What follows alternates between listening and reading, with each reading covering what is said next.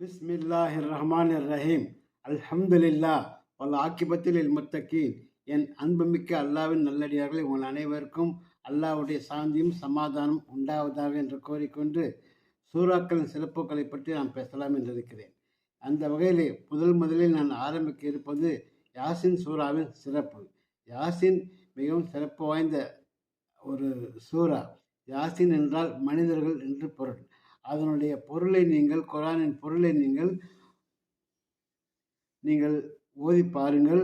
மிகவும் அழகாக, மிகவும் பிரமிப்பாக இருக்கும். எனவே இந்த சூறாவிலே மிகவும் அழகிய பொருள்கள் உள்ளன. எனவே இந்த சூறாவை நாம் என்ன செய்யலாம், அதன் சிறப்பு என்ன, மிஷ்கான், திருமதி என்ற பல்வேறு கிதாபுகளில் இது பற்றி பெருமான் ஸல்லல்லாஹு அலைஹி வஸல்லம் அருளிய பொன்மொழிகளை பதிவு செய்திருக்கிறார்கள். அவைகளில் நான் ஒவ்வொன்றாக உங்களுக்கு கூறுகிறேன். எப்படி இருந்தாலும் ஒவ்வொரு பொருளுக்கும் ஒரு ஒரு இதயம் உண்டு. அந்த வகையிலே யாசின், குரானுடைய இதயம் யாசின் என்பதாக பெருமான் ஸல்லல்லாஹு அலைஹி வஸல்லம் அவர்கள் அறிவிக்கிறார்கள். எனவே இதை நாம் தினமும் ஓதி, அதன் பொருளுடன் ஓதி நாம் அதன் பலனை அடைய வேண்டும் என்பதே எனது விருப்பம். அவ்வகையிலே ரசூலுல்லாஹி ஸல்லல்லாஹு அலைஹி வஸல்லம் அவர்கள் அறியதாக ஹஜ்ரத் அபூ ஹுரைரா ரலியல்லாஹு அவர்கள் அறிவிக்கிறார்கள். வானம் பூமியை படைப்பதற்கு 1000 ஆண்டுகளுக்கு முன் சூரா தாஹா, சூரா யாசின் இவ்விரண்டையும் அல்லாஹ் தஆலா ஓதினான். அதனை செவியுற்ற மலக்குகள் இந்த வசனங்களில் இறக்கி வைக்கப்படுகின்ற உம்மத்தினருக்கும், இதனை மனனம் செய்கின்ற இதயங்களுக்கும், இதனை ஓதுகின்ற நாவுகளுக்கும் நற்செய்தி உண்டாவதாக என்று கூறினார்கள் என்று மிஷ்காத்திலே பதியப்பட்டிருக்கிறது.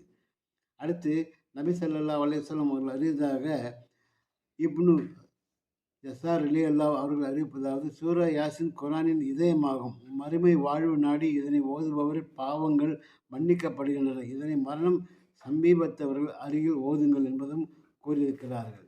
ரசூலுல்லாஹி ஸல்லல்லாஹு அலைஹி வஸல்லம் அவர்கள் அருளியதாக அனஸ் ரலியல்லாஹு அவர்கள் அறிவிக்கிறார்கள்.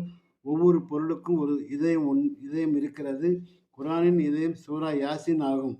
ஒருவர் இதனை ஒரு முறை ஓதினால் அவருக்கு 10 தடவைகள் குரான் ஓதிய நன்மை அல்லாஹ் தஆலா எழுதுகிறான் என்பதாக திர்மிதியிலே பதியப்பட்டிருக்கிறது. ஒருவர் சூரா யாசினை ஒவ்வொரு இரவிலும் நிரந்தரமாக ஓதி வந்து அதே நிலையில் அவர் மரணித்தால் ஷஹீதாக மரணிக்கிறார் என்று நபி ஸல்லல்லாஹு அலைஹி வஸல்லம் அவர்கள் கூறியதாக அனஸ் ரலியல்லாஹு அவர்கள் அறிவிக்கிறார்கள். தஃப்ரானி என்ற நூலிலே இவ்வாறு பதியப்பட்டிருக்கிறது. இரவில் யாசின் சூறாவை ஓதுபவர் காலையில் பாவங்கள் மன்னிக்கப்பட்டவராக ஆகிவிடுகிறார் என்று ஒரு ஹதீஸில் அறிவிக்கப்பட்டிருக்கிறது. காலையில் சூரா யாசினை ஓதுபவர் மாலை வரை மகிழ்ச்சியாக இருப்பார், மாலையில் ஓதுபவர் காலை வரை மகிழ்ச்சியாக இருப்பார் என்பதாக ஒரு அறிவிப்பிலே கூறப்படுகிறது. குரானில் ஒரு சூறா இருக்கிறது. அதனை ஓதுபவருக்கு அது பரிந்துரை செய்யும். ஓதுவதை செவி ஏற்பவரின் பாவங்களும் மன்னிக்கப்படும். ஈருலக வெற்றியும் சேர்த்து தரக்கூடியது என்று அதற்கு பெயர் கூறப்படும். அது மறுமையின் பயங்கரங்களை தடுத்து எல்லா கேடுகளும் நீக்கி எல்லா தேவைகளும் நிறைவேற்றி தரும். அதுதான் சூரத்து யாசின் என்பதாக கசீனத்துல் அஸ்ரார் என்ற நூலிலே பதியப்பட்டிருக்கிறது. எனவே இந்த இவ்வளவு சிறப்புமிக்க யாசினை நாம் அடிக்கடி ஓதிக்கொண்டு வர வேண்டும். வீட்டிலே ஓதும் பொழுது நமக்கு மன நிறைவு ஏற்படும். அதன் பொருளிலிருந்து ஓதும்போது நமக்கு எண்ணற்ற நன்மைகள் இருக்கின்றன. ஒரு ஹதீஸில் அறிவிக்கப்படுகிறது, சூரா யாசினை அதிகமாக ஓதி வாருங்கள், அதில் 10 விதமான பரக்கத்துக்கள் இருக்கின்றன என்பதாக கூறப்படுகிறது. பசித்தவர் இதனை ஓதினால் உணவை பெறுவார். ஆடை இல்லாதவர் ஓதினால் ஆடையை பெறுவார். தாகித்தவர் ஓதினால் தாகம் நீங்க பெறுவார். நோயுற்றவர் ஓதினால் நோய் நீங்க பெறுவார். திருமணம் ஆகாதவர் ஓதினால் திருமணம் நிகழப் பெறுவார். அச்சமுடையவர் ஓதினால் அச்சம் நீங்க பெறுவார். சிறைப்பட்டவர் ஓதினால் விடுதலை கிடைக்கப் பெறுவார். பிரயாணி இதனை ஓதினால் பிரயாணத்தில் உதவிகள் பெறுவார். பொருளை தவறவிட்டவர் ஓதினால் அவர் அதனை பெறுவார். மரணம் சமீபத்தவர்கள் ஓதினால் சக்கராத் இலேசாக்கப்படும் என்று கசீனத்துல் அஸ்ரார் என்ற நூலிலே பதியப்பட்டிருக்கிறது. இவ்வளவு சிறப்பு வாய்ந்த இந்த சூரத்துல் யாசினாவை நாம் ஒவ்வொரு நாளும் நாம் வீட்டிலே ஓதும் பழக்கத்தை ஏற்படுத்தி கொள்ள வேண்டும். கணக்கிலடங்கா பலன்கள் உள்ளன.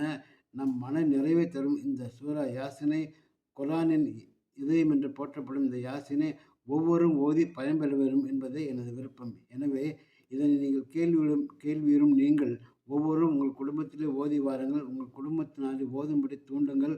முக்கியமாக இதன் பொருளை அறிந்து ஓதுங்கள் என்று கேட்டுக்கொண்டு வாய்ப்புக்கு நன்றி கூறி விடைபெற்றுக் கொள்கிறேன். வாஹர் தவானா அல்ஹம்துலில்லாஹி ரப்பில் ஆலமீன்.